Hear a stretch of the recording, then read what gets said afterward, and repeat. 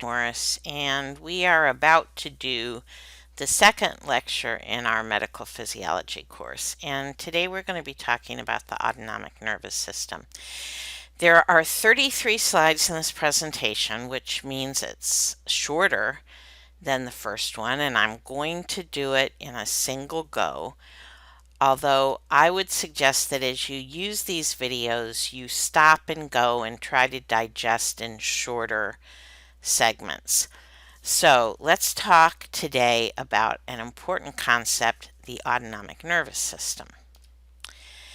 These are the objectives for today, so we're going to talk initially just about the general organization of the nervous system because we have to place the autonomic nervous system within the nervous system.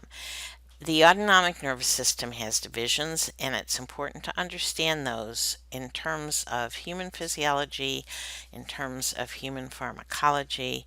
So you're going to be able to describe the structure and function of both the sympathetic and the parasympathetic divisions of the autonomic nervous system. And to recognize the kinds of receptors that are important in the ANS, and specifically the adrenergic receptors, the cholinergic receptors, and the subtypes of each and where they act and what they do.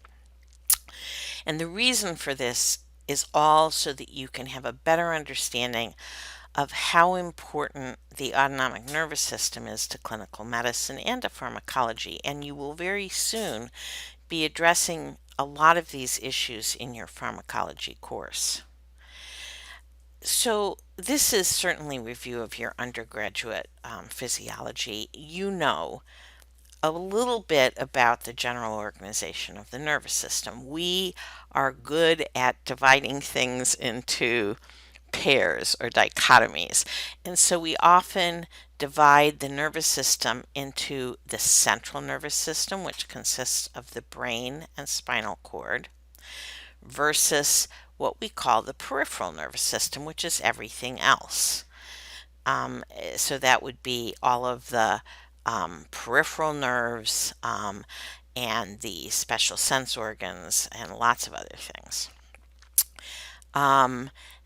There are signals sent by the nervous system, and I have capitals here that probably don't matter, mostly for emphasis.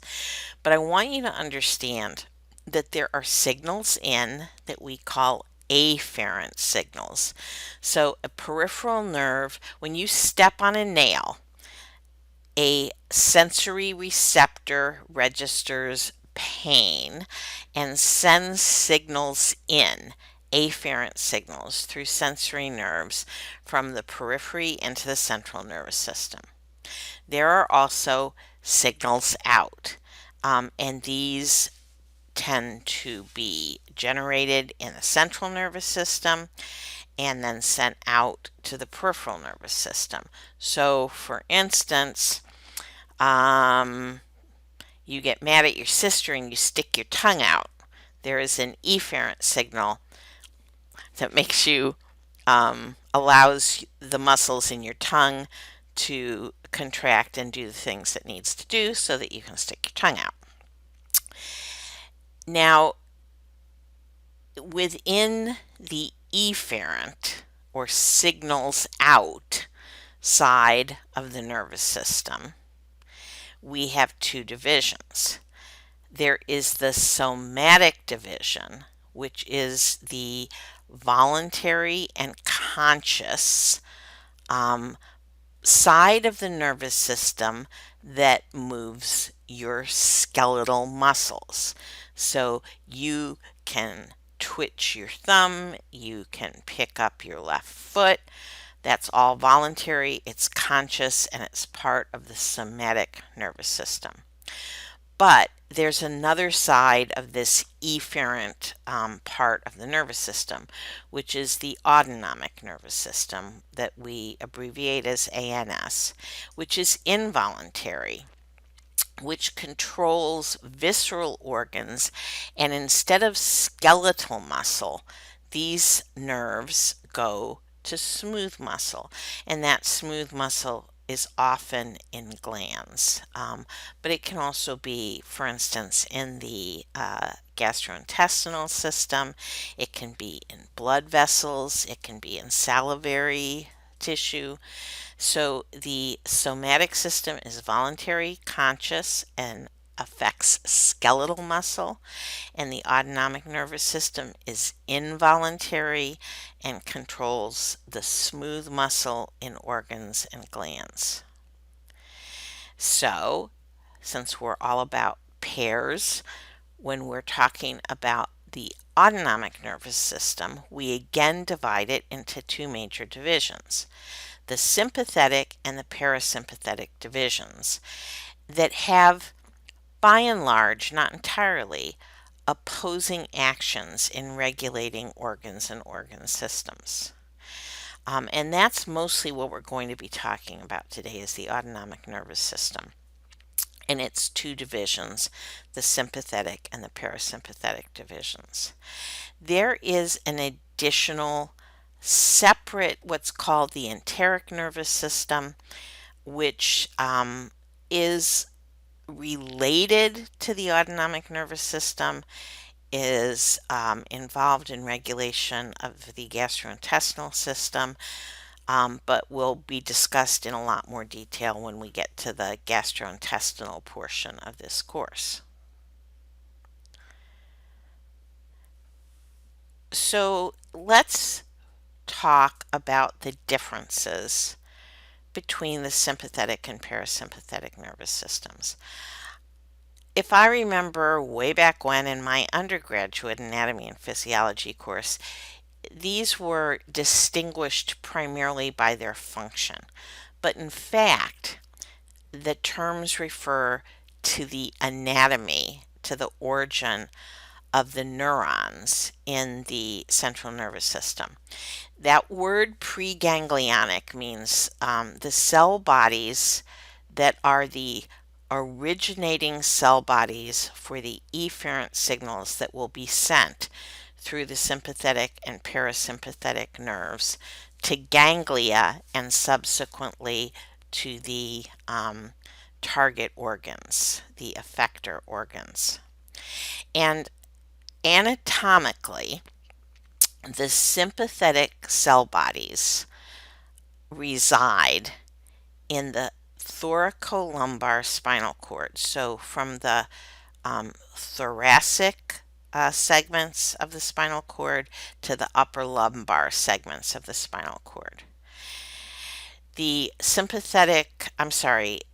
bodies for the parasympathetic division of the ANS originate in the brain stem, and many of those cell bodies are associated with cranial nerves. We'll talk about that a little later, and in the sacral spinal cord. So, anatomically, this is important to know.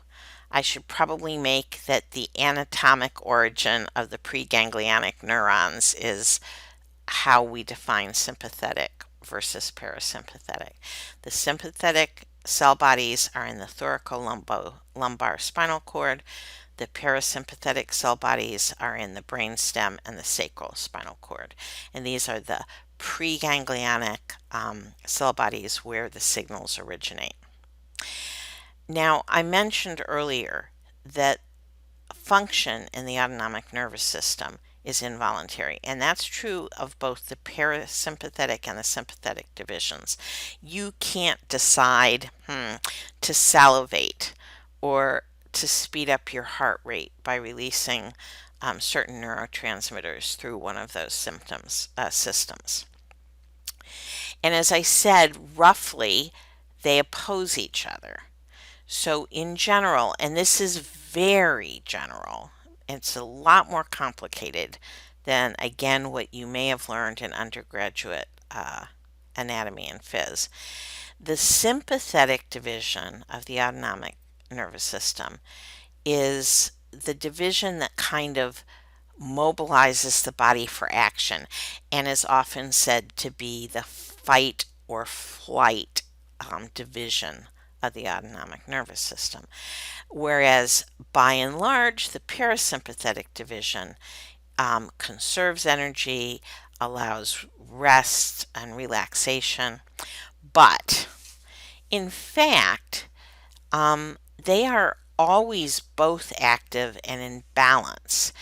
And what happens is that there are shifts that occur as they're needed, and those shifts occur to maintain homeostasis and to do what needs to be done in a given situation.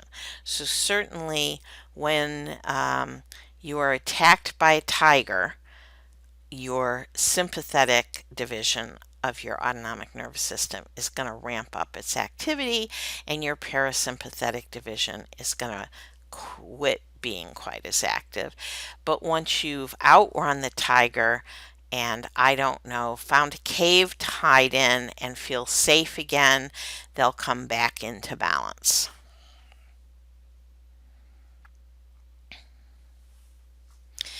So if we have the sympathetic nervous system and the parasympathetic nervous system, we need to talk a little bit about the neurotransmitters that are used by those two divisions of the ANS. And essentially, there are two kinds of neurotransmitters that are used. The first are things that we call catecholamines. And the one that is released by neurons in the ANS is norepinephrine or noradrenaline. So neurons that are adrenergic neurons, primarily in the sympathetic division of the nervous system, release norepinephrine. And organs that we call effector organs, so the end organs that get the signals, which include, as I said, things like glands and things like the heart and things like the gut, they have receptors that are adrenoreceptors to which norepinephrine can bind. There is another catecholamine that is active in the sympathetic nervous system. It is not a neurotransmitter so much as it is a hormone, and that's epinephrine or adrenaline. So norepinephrine, noradrenaline is a neurotransmitter, and epinephrine or adrenaline is a hormone. And epinephrine is released by the adrenal medulla into circulation. That's what makes it a hormone. It is not functioning at a synapse. It is being released into the circulation and transported by blood to end organs. However, it does act on end organ adrenoreceptors, even if it's not a neurotransmitter. There are neurons that are cholinergic, and cholinergic neurons release as their neurotransmitter acetylcholine, which we talked about briefly in the first lecture. And effector organs have cholinoreceptors, okay?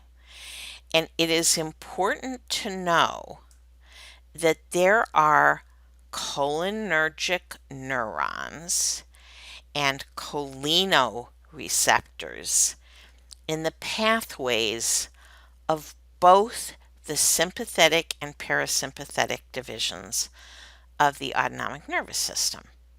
So you may have thought in the past that the norepinephrine is sympathetic and acetylcholine is parasympathetic, but it is considerably more complicated than that, and we'll talk about that in a little while. Remember that I said those preganglionic neurons are the cell bodies where the signals originate, and they are located in different places. The sympathetic ones are in the thoracolumbar spinal cord. The parasympathetic ones are in the brainstem and the sacral spinal cord. All of those neurons in both the sympathetic and parasympathetic divisions of the autonomic nervous system are cholinergic neurons, and they use acetylcholine as their signaling neurotransmitter. And we'll talk about where that happens. After the ganglion, and we'll have to explain in a couple minutes what a ganglion is. The neurons at the ganglion may be either adrenergic or cholinergic, and by and large, the postganglionic neurons in the sympathetic division are adrenergic, and in the parasympathetic division are cholinergic. And the termination of the axons of those neurons is at the effector organs, which again are glands, smooth muscle, cardiac muscle, in glands, in the gut, in blood vessel, the walls of blood vessels. And then finally, just to remind you that the synapses at the neuromuscular junction of skeletal muscle all use acetylcholine. So the cell bodies are cholinergic cell bodies, and acetylcholine is released at the termination of those skeletal muscle effector axons. I have a dog groaning behind me. I don't think they like the autonomic nervous system. So here we just have a pretty picture that is comparing the autonomic nervous system and the somatic motor system. In the somatic nervous system, we have a cell body. It sends out an axon which is heavily myelinated, and you'll talk about that more when we get to the nervous system. But myelin is a insulating substance that allows rapid conduction. So you have the cell body, you have a heavily myelinated axon. At the neuromuscular junction, acetylcholine is released, causing skeletal muscle to contract. And so the effect of acetylcholine at skeletal muscle is stimulatory. Things are a little different in the autonomic nervous system, where, as you know, we have the divisions that are sympathetic and parasympathetic. Those cell bodies existing in the thoracolumbar spinal cord have lightly myelinated axons that terminate either at a ganglion, and we'll talk a lot about ganglia and where they are. And then the postganglionic neuron, which has been signaled by acetylcholine, is an adrenergic neuron. So this is a cholinergic neuron, this is an adrenergic neuron. And its unmyelinated postganglionic axon is going to terminate at the effector organs, releasing norepinephrine. And again, effector organs are smooth muscle in glands and gut, and cardiac muscle. Cardiac muscle is a little bit like smooth muscle and a little bit like skeletal muscle, but it is certain specialized parts of the cardiac muscle have adrenergic receptors and respond to norepinephrine. And in most cases, that is stimulatory, but it doesn't have to be. In some places, norepinephrine is inhibitory, and we'll talk a little bit more about that in a couple of minutes. The second neuron here is showing the preganglionic axon not going to a ganglion, but going to this specialized organ the adrenal gland, otherwise known as the suprarenal gland, because it sits like a little cap on top of the kidney. Again, cholinergic neuron, lightly myelinated axon, releasing acetylcholine, which triggers the adrenal gland to release primarily epinephrine into the blood vessels, where it then travels to the same effector organs, including blood vessels.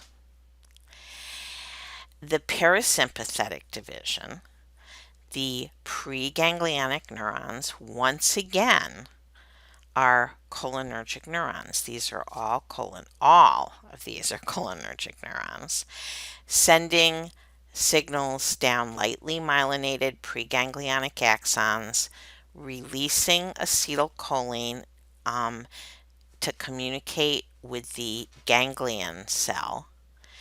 Again, an unmyelinated postganglionic axon releasing acetylcholine. So this is also a cholinergic neuron. And the acetylcholine then interacts with receptors, cholinergic receptors in the target organs. So we're going to go into more detail here. I said that the sympathetic neurons are located in the thoracolumbar spinal cord. Specifically, they're located in a part of the spinal cord called the lateral gray column, and from the first thoracic vertebra down to about the third lumbar vertebra. So T1 down to L2 or 3.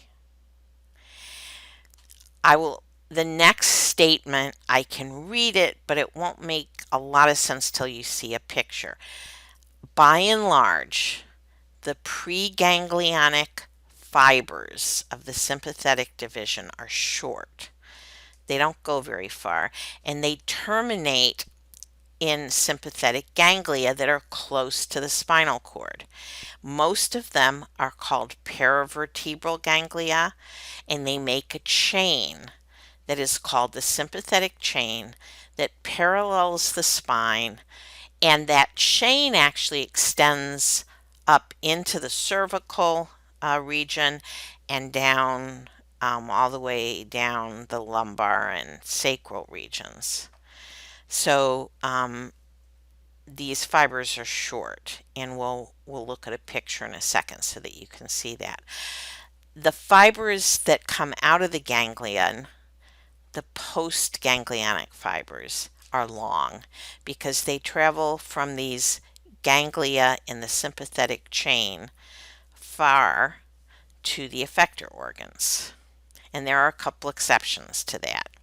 There is a long preganglionic fiber to the suprarenal gland or the adrenal gland, specifically the part of the adrenal gland called the adrenal medulla. And the adrenal gland then releases epinephrine as a hormone. And there are also some longer fibers that go to prevertebral ganglia that are close to the gut and that then communicate with the effector organs with shorter postganglionic fibers. Just as a review, remember that the preganglionic fibers in the sympathetic division are cholinergic neurons. They use acetylcholine to communicate with the ganglionic nerve cells. Those ganglion nerve bodies are adrenergic cell bodies and use norepinephrine to communicate with the effector organs, in addition to the epinephrine that is released from the adrenal medulla. So and I have multiple pictures showing these things to try to make it understandable. Here we have the central nervous system. We have the brain and the spinal cord. Okay, we have cell bodies in the lateral gray column of the spinal cord from T1 down to about L2 or L3. There are short axons, relatively short, that go from the spinal cord cell bodies that are cholinergic cell bodies to the ganglia, where they synapse in many cases, and that sometimes those axons synapse above T1 or down well below L2. So there are ganglia in a chain next to the vertebra, so paravertebral. So this is the sympathetic chain, paravertebral chain, with ganglia, which are collections of cell bodies. And those cell bodies are adrenergic and send out longer axons that are unmyelinated to our effector organs. And here we have a few more effector organs than we've seen on some of the previous pictures. So there are sympathetic signals sent to the eye. There are sympathetic signals sent to the salivary glands, to the heart, to the lungs, and again, short preganglionic fibers and long postganglionic fibers. Now, there are also cell bodies here that are sending longer preganglionic fibers to ganglia that are actually sitting kind of in front of the vertebra. It shows them off to the side, but imagine them in front, and then imagine all these organs in front, okay? And here we have 3 ganglia, the celiac ganglion, the superior mesenteric ganglion, and the inferior mesenteric ganglion. And then the post ganglionic fibers for these ganglia go to all your guts and also to your pelvic organs and sexual organs. And there are long fibers that go to the suprarenal gland, where they cause the release of adrenaline, of epinephrine into the circulation. Okay, same thing. This is the same thing. We have our cell bodies in the lateral gray column from T1 to L2. We have our sympathetic trunk, our sympathetic chain, a chain of ganglia extending above and below the regions where the cell bodies originate. We have short preganglionic fibers that are myelinated. We have long unmyelinated postganglionic fibers. And we have a ton of effector organs that include here the skin, sympathetic,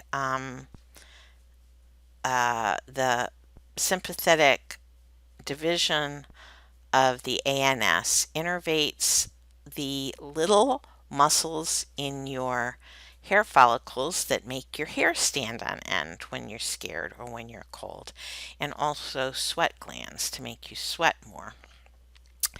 So the eye, the nasal mucosa, the lacrimal glands, all of these things are innervated by the sympathetic division of the autonomic nervous system. Again, the salivary glands, the hearts, the lungs, the liver and gallbladder, the stomach, the spleen, all of the organs of the gastrointestinal tract, including the intestines and the rectum, and then the pelvic organs and the kidneys, and then the prevertebral ganglia, which are sitting in front of the spinal cord, and they have longer preganglionic fibers and shorter postganglionic fibers that are going to those effector organs in your abdominal cavity and pelvis.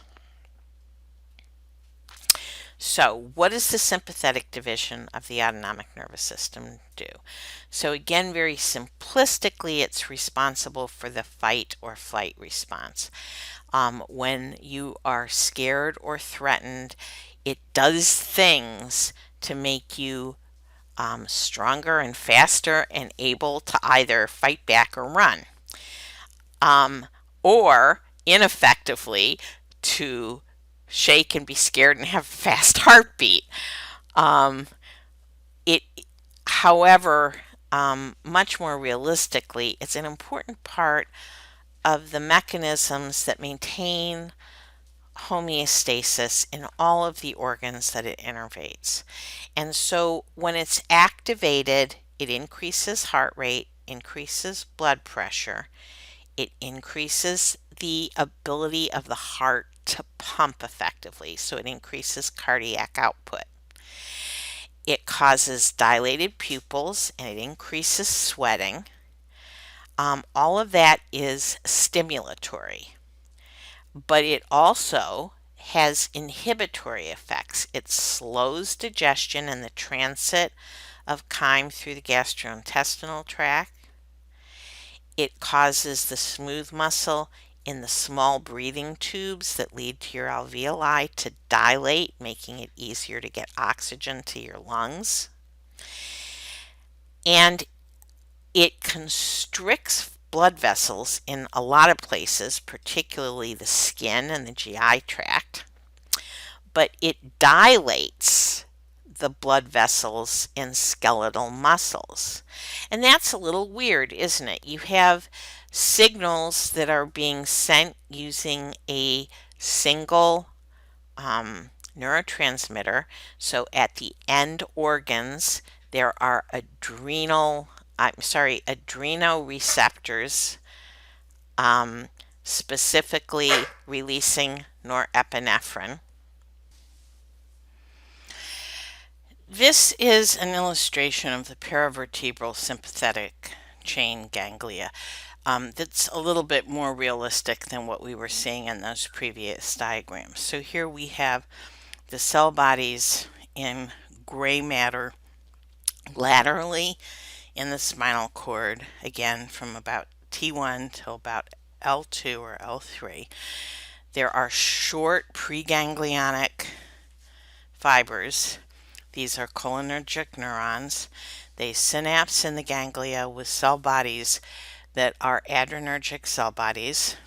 They send out non-myelinated fibers that are longer that go to the visceral organs in the thoracic cavity, in the head, the eyes, and for instance, through cranial nerves to the eyes and salivary glands and so forth.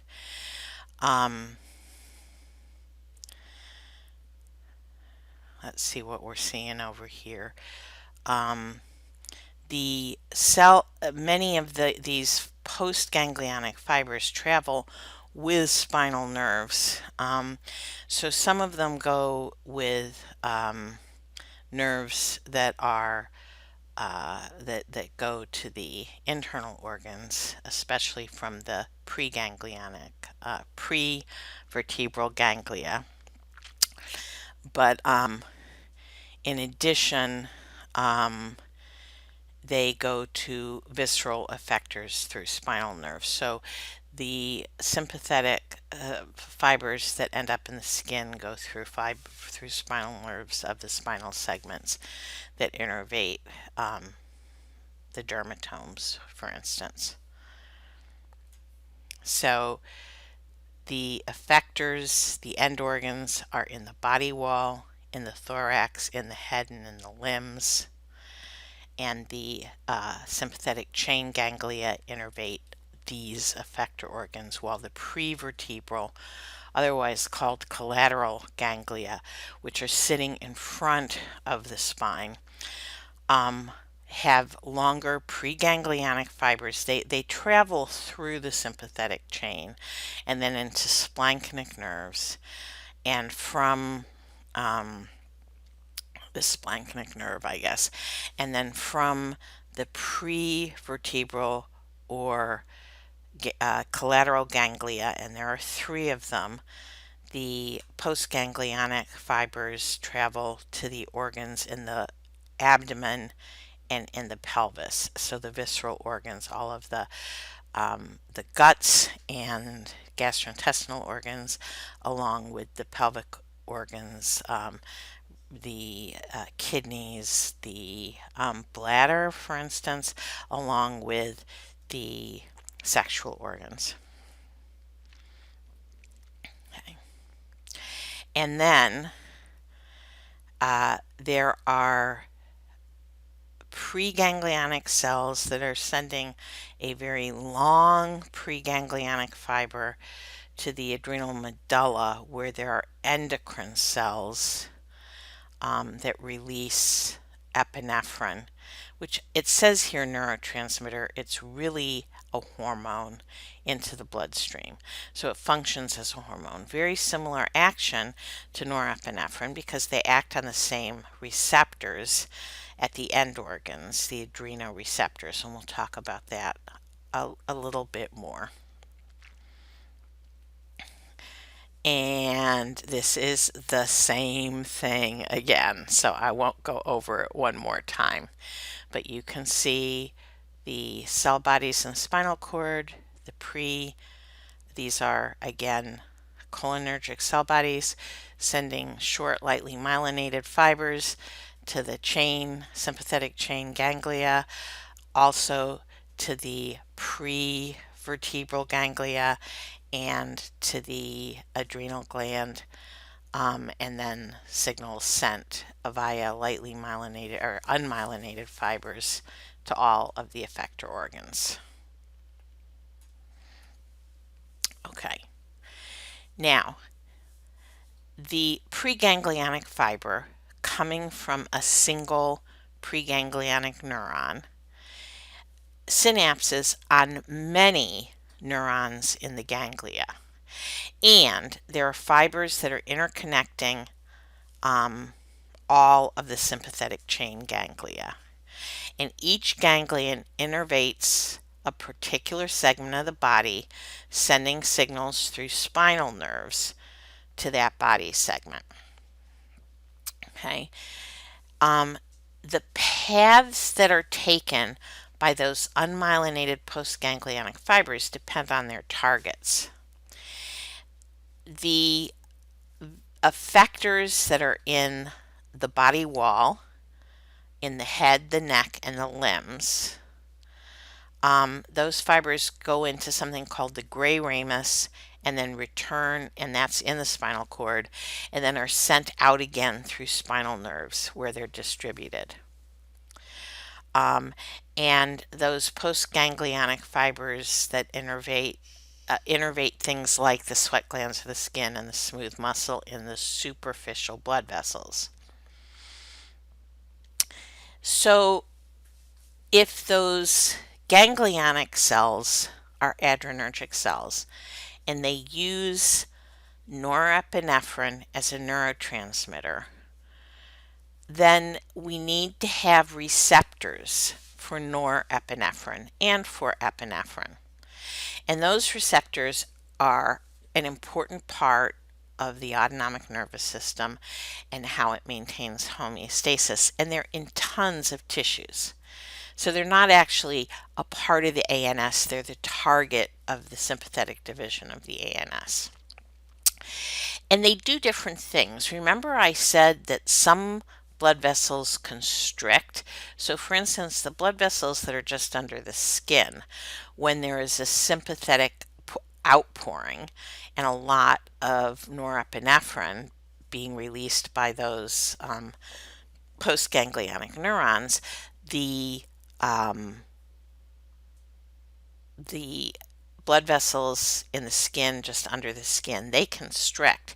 And that means you kind of turn white, right? But you're not sending a lot of blood to the skin. It's getting diverted to skeletal muscle, and those blood vessels don't constrict, they dilate. So how can the same neurotransmitter constrict some blood vessels and dilate others? It depends on the receptors.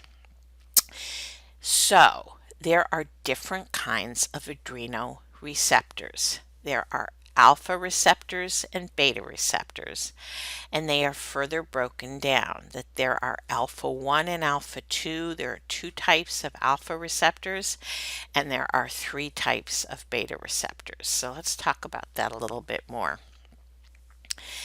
Alpha 1 receptors are the receptors that primarily cause smooth muscle contraction. So they are excitatory. They make smooth muscles contract, and they cause vasoconstriction in the muscles that have these receptors. Smooth muscle in vessels. So we're talking about smooth muscle in the wall of primarily arteries, but also veins. Um, and they cause, in addition, certain sphincters to tighten, specifically the sphincter that allows outflow of urine from the bladder, and the sphincter, these are the involuntary sphincters that allow outflow from the rectum. They cause dilation of the pupils, and they do some things in fat and liver cells. They cause new glucose to be made. So when there's inadequate glucose to fuel those muscles that need to run and that brain that needs to think, norepinephrine and epinephrine start to cause cells to turn adipose and amino acids into glucose. In addition, that's gluconeogenesis. In addition, they cause the breakdown of a storage molecule called glycogen that is stored in liver and in muscle. And glycogenolysis again releases more glucose into circulation. So alpha 1 receptors are really important in that fight or flight response by helping to divert blood flow from unimportant places to important places, dilating the pupils and releasing more blood sugar. The alpha 2 receptors actually are inhibitory. They tend to inhibit further norepinephrine release.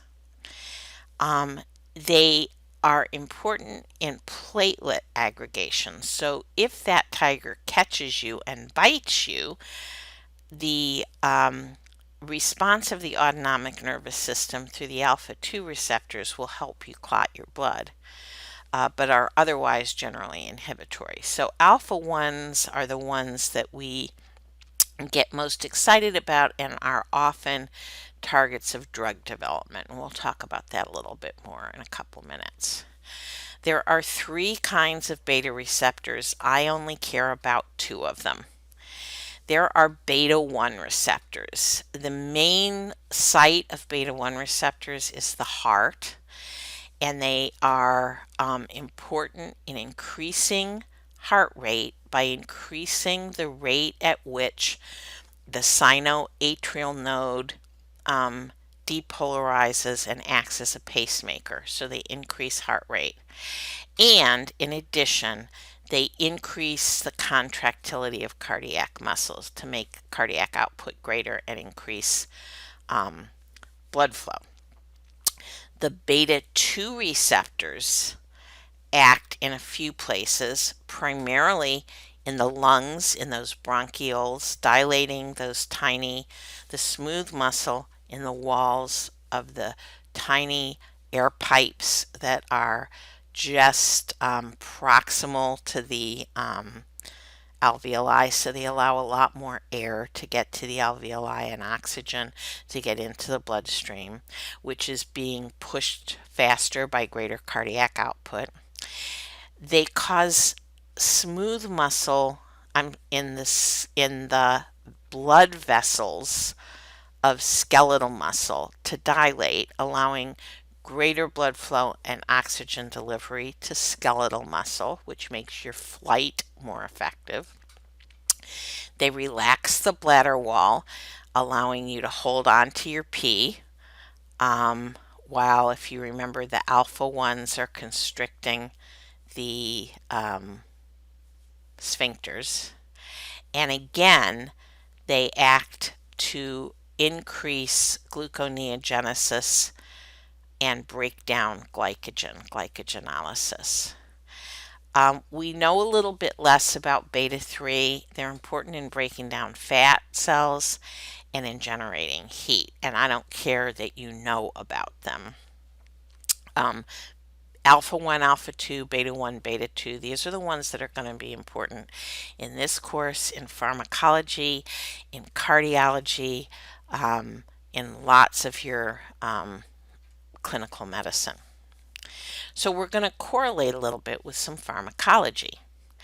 If there are cholinergic cells and adrenergic cells, and there are in specifically in the sympathetic nervous system, there are these catecholamines that are released either as neurotransmitters or as hormones. They are adrenaline or noradrenaline, epinephrine or norepinephrine, and they are sympathetic agents. So some drugs are agonists. They're sympathetic agonists. They act like epinephrine and norepinephrine. They are also called sympathomimetic. Now, if there are a bunch of different kinds of receptors, some of these drugs are non-selective. They may work on a whole bunch of different kinds of adrenergic receptors, and others are selective and work on only one or two of those kinds of receptors, maybe only work on alpha, maybe only work on beta, maybe only work on alpha 1, maybe work on beta 1 and beta 2, so relatively more or less selective. And as an example, there are some drugs that we use commonly, over-the-counter drugs, ephedrine and pseudoephedrine, that work as decongestants by constricting the blood vessels in the nasal mucosa. And they do that by binding to adrenergic receptors in those small blood vessels, activating alpha 1 primarily receptors. And because they do that and constrict blood vessels, they can raise blood pressure. That's a side effect of these sympathomimetic drugs. Albuterol is a drug that we use in asthma that is a beta 2 agonist, so it acts on the bronchioles, causing dilation of the bronchioles by relaxing the smooth muscle in the walls of the bronchioles. On the other hand, there are drugs that oppose sympathetic activity, and they are sympathetic antagonists. And again, antagonists may be selective or non-selective. And as examples, there is a blood pressure drug called prazosin that is a pretty selective alpha 1 blocker, and it is used for blood pressure, not block pressure, but blood pressure. It's actually a very potent antihypertensive drug, so potent that a lot of people, the first time they take it, pass out. So prazosin is an alpha 1 blocker. It is a selective sympathetic antagonist that works at the site of alpha 1 receptors, blocking them and keeping the norepinephrine and epinephrine from attaching to those receptor sites. Propranolol or Inderol is a non-selective beta blocker or beta antagonist that's used for blood pressure and to control heart rate. It works to relax.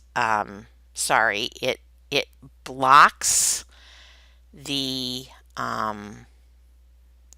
beta 1 and beta 2 receptors, thus decreasing sympathetic activity at the sinoatrial node and decreasing heart rate, and in certain other sites allowing relaxation of blood vessels that would be otherwise constricted.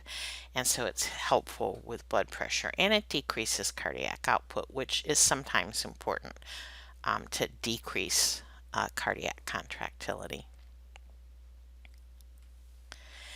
So that's the sympathetic division. Now we're going to talk about the parasympathetic division of the autonomic nervous system. The nuclei, the collections of cell bodies that are the originating cell bodies for the signals that are sent through the parasympathetic division, are contained in two places. Some of them are in the brainstem, specifically the mesencephalon, the pons, and the medulla oblongata, and those nuclei are associated with cranial nerves 3, 7, 9, and 10, 10 being the vagus nerve. And they are also in the lateral gray horns of spinal segments S2 to S4. Here we have a diagram showing the location in the brain stem of the autonomic nuclei that are in the brain stem and their associations with cranial nerves that innervate the eye muscles, the shape of the pupil and the lens, the salivary glands, tear glands, and nasal glands, and the visceral organs of the neck and the thorax and the abdominal cavity through the vagus nerve or cranial nerve 10. And then the nuclei that are in the spinal cord segments innervate through pelvic nerves, the visceral organs, the distal gut, and the sexual organs and bladder, and so forth. Over here we have a mnemonic, SLUD, which describes the functions of the parasympathetic division. They cause triggering or activation of the parasympathetic division of the autonomic nervous system causes salivation, lacrimation, urination, digestion, and defecation. So that can be helpful to remember instead of trying to memorize all of this. Salivation, tearing, lacrimation, urination, digestion, and defecation. And again, because I like repetition, because I think with complex concepts like this, repetition allows you to kind of catch and hold the knowledge a little bit better. Here we're looking at the primarily the sacral cell bodies sending fibers through pelvic nerves to the pelvic organs and the organs of reproduction and the bladder and kidney, also to the distal part of the digestive system, along with from the 10th cranial nerve or vagus nerve, we have some innervation of the lungs and the rest of the digestive organs, including the liver, gallbladder, stomach, spleen, pancreas, and intestines, down to the distal intestine, which gets innervation, and the rectum and sphincter, which gets innervation from the pelvic nerves. And again, same thing. The brain stem has functions through the cranial nerves 3, 7, and 9 to cause changes in the eyes, specifically constriction of the pupils, stimulation of the flow of saliva, and then through cranial nerve 10, and that's through 7 and 9, and through cranial nerve 10, constriction of the bronchi, a slowing of the heartbeat, and stimulation of the digestive system, including increased peristalsis, increased secretion along the gastrointestinal tract, increased bile release. And then the pelvic nerves cause bladder constriction, are involved in some functions of the reproductive organs, particularly in men. And again, just in general terms, the lengths of the pre and postganglionic fibers are kind of reversed. For parasympathetic neurons, the ganglia are actually in or very near the effector organs. So the preganglionic fibers synapse in or very near those organs. And these are the postganglionic fibers, which are then releasing their acetylcholine at the effector organs. So these neurons here represent ganglionic neurons, and you can see that they're really very close to or integral with the organs which are subsequently getting the parasympathetic cholinergic signals. At the smooth muscle neuromuscular junctions and neuroglandular junctions, they all use acetylcholine as the neurotransmitter. And these neuroglandular and neuromuscular junctions are quite narrow. So there's not a lot of space between the termination of the postganglionic nerve and the receptors, and the acetylcholine that is released causes a very quick effect, but it is also very quickly removed by acetylcholinesterase, both in the synapse and in surrounding tissues. There are cholinesterases in the tissues as well as at the synapse. So there are two types of cholinergic receptors. There are nicotinic receptors and muscarinic receptors. I believe that these were discovered and understood earlier than the adrenergic receptors, and therefore they didn't get Greek letter names. They were named after certain known toxins that affected them. So there are nicotinic receptors at the postganglionic cell body of both sympathetic and parasympathetic ganglionic cells. And exposure to the nicotinic receptor by acetylcholine causes excitation. In addition, there are nicotinic receptors at the skeletal muscle neuromuscular junction.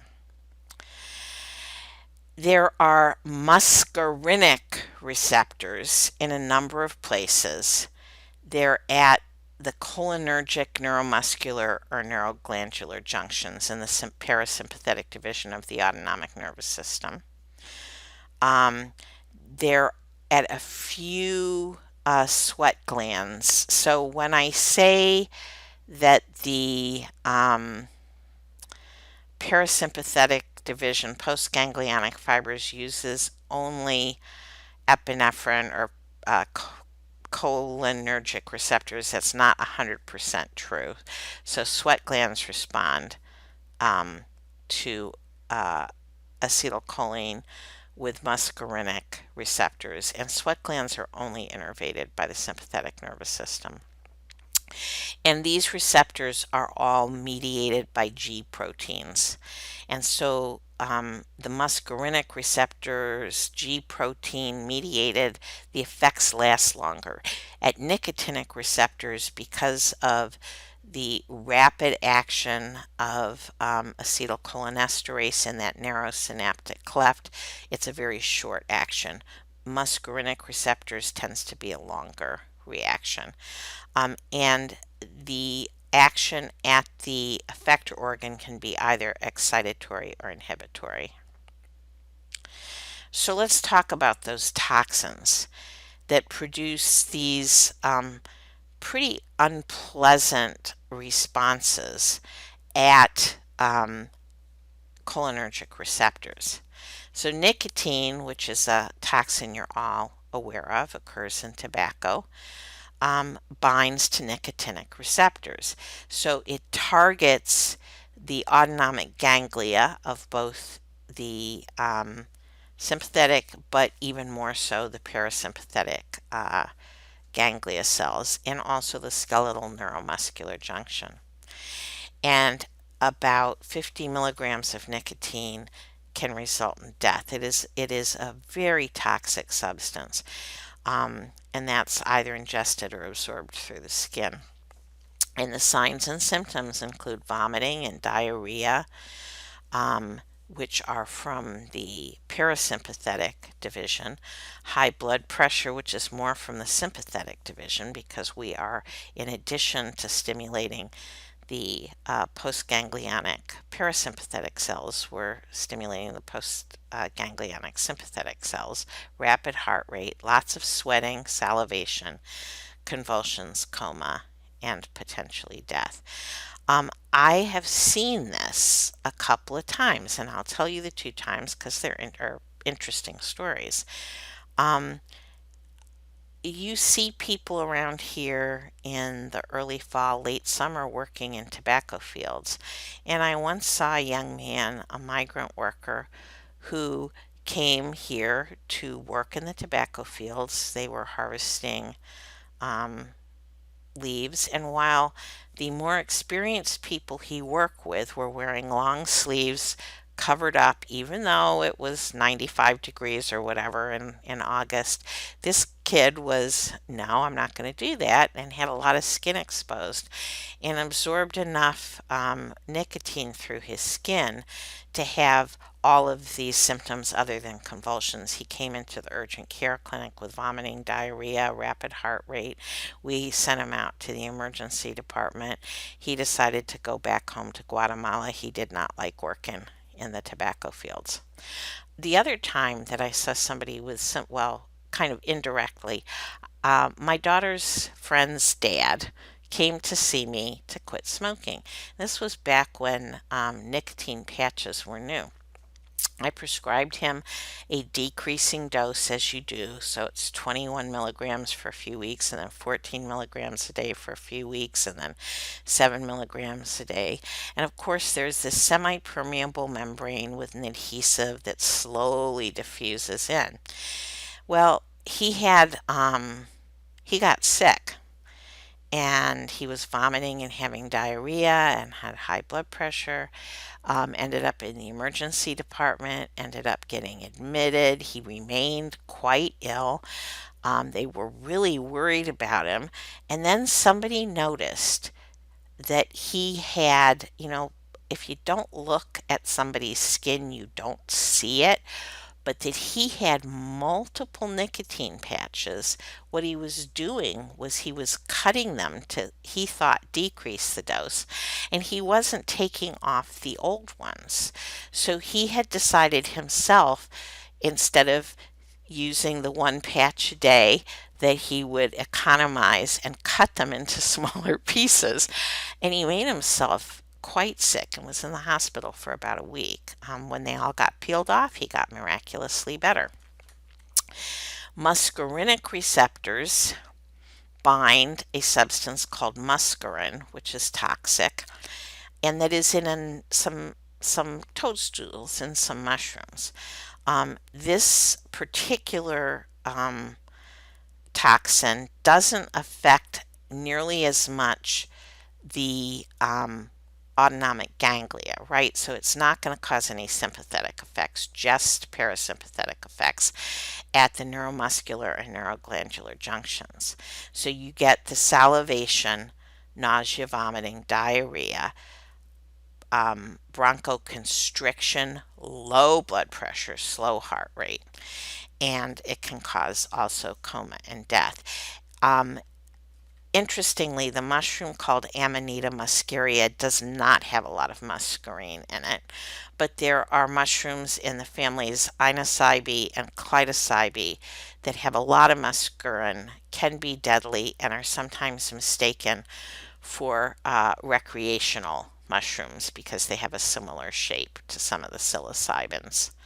And in fact, I believe some mushrooms in that family have psilocin or psilocybin in them, so people make mistakes and get really sick or die. So here we have some tobacco, and here we have some, I think, Clitocybe mushrooms.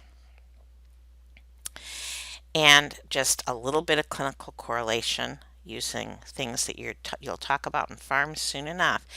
We have nicotinic receptor agonists, and the obvious ones are the nicotine patches, nicotine gum, um, but a somewhat less obvious one is the drug Chantix, which is used for smoking cessation, which is not directly nicotine, is a nicotinic receptor agonist, and it works by binding to nicotine receptors and reducing the craving for nicotine. This drug is it's not quite a nicotinic receptor antagonist, but it's sort of an agonist antagonist. It's a paralytic, succinylcholine, that binds to nicotinic receptors at the neuromuscular junction, and it binds causing depolarization, so you get contraction, and then basically stays bound because it doesn't get broken up by the acetylcholinesterase, um, and you end up with muscle paralysis. So succinylcholine is sometimes used as a paralytic when somebody is fighting intubation, and also when in psychiatric hospitals, electroconvulsive therapy or shock therapy is used to keep the muscles relaxed and prevent damage from violent muscle contractions from the shock. There are muscarinic receptor agonists. Some of them are used to treat glaucoma. One of them is something called pilocarpine. There is a muscarinic receptor agonist called cevimeline that's used to treat dry mouth in an autoimmune disorder that tends to attack salivary glands, among other things. And then there are muscarinic receptor antagonists. Some of these are very old drugs. So atropine is derived from deadly nightshade, belladonna, and it's used for a number of medical reasons. The most important one is when people have pesticide poisonings that are muscarinic agonists, atropine can act as an antagonist and relieve some of the symptoms of the pesticide poisoning. Atropine is also used as a mydriatic as an agent to dilate pupils. And we'll talk a little bit more about that when we talk about eyeballs. And then oxybutynin or ditropan is a muscarinic receptor antagonist that relaxes bladder smooth muscle. So for people who have frequent urination from an overactive bladder, oxybutynin, which is a muscarinic receptor agonist, can be helpful. This is a mnemonic for the side effects of anticholinergic poisonings that include pesticides that act on cholinergic as anticholinergics at cholinergic receptors. And it's hot as a hare, dry as a bone, blind as a bat, red as a beet, and mad as a hatter. So for instance, poisoning with atropine, which is an anticholinergic, a muscarinic receptor antagonist, can cause these symptoms. Here is a really complicated chart that compares the effects of a number of these agents and drugs at muscarinic receptors and nicotinic receptors whether or not they are hydrolyzed by acetylcholinesterase. And you don't have to remember all that, but certainly look through it because I think it's interesting. And again, a review of the receptors of the autonomic nervous system. So there are 5 kinds of adrenergic receptors. They are divided into alphas and betas. Alpha ones are excitatory. They're all over the place.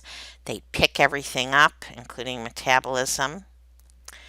They work in many cases by enzyme activation and intracellular release of calcium ions. Alpha 2s are inhibitors at the neuromuscular or neuroglandular junctions in the sympathetic system. Alpha 2s, parasympathetic? No, this doesn't make sense. Always adrenergic, not parasympathetic here. Most of these would be sympathetic junctions. Beta 1s work in the heart, kidneys, liver, and adipose tissue and are stimulatory. Beta 2s work in the blood vessels of the heart and skeletal muscle and the bronchi and are inhibitory. And then nicotinic at all of the synapses between the preganglionic and ganglionic neurons, and also the neuromuscular junction of the skeletal muscle system, and muscarinic receptors at all of the parasympathetic and cholinergic.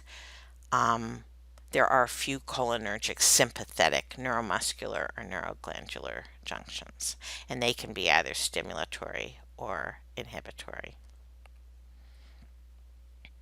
And there's just a great big tangled up combination of all the previous diagrams showing both the sympathetic and parasympathetic systems, showing the differences between the preganglionic and postganglionic fiber lengths, showing their opposing effect on many of these organ systems. So you see them working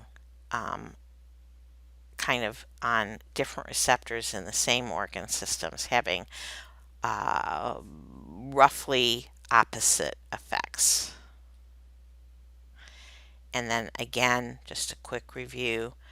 Sympathetic, the central cells in the sympathetic system, remember where they are. The preganglionic neurons are cholinergic neurons. They release acetylcholine at the ganglia. The ganglia in the sympathetic system tend to be close, so there's a short fiber. The ganglia in the parasympathetic system tend to be far because they're near the target organs. You get both the release of norepinephrine from the postganglionic fibers, or you get release of epinephrine in the adrenal gland from the neuroendocrine cells entering into the circulatory system and going to the target organs.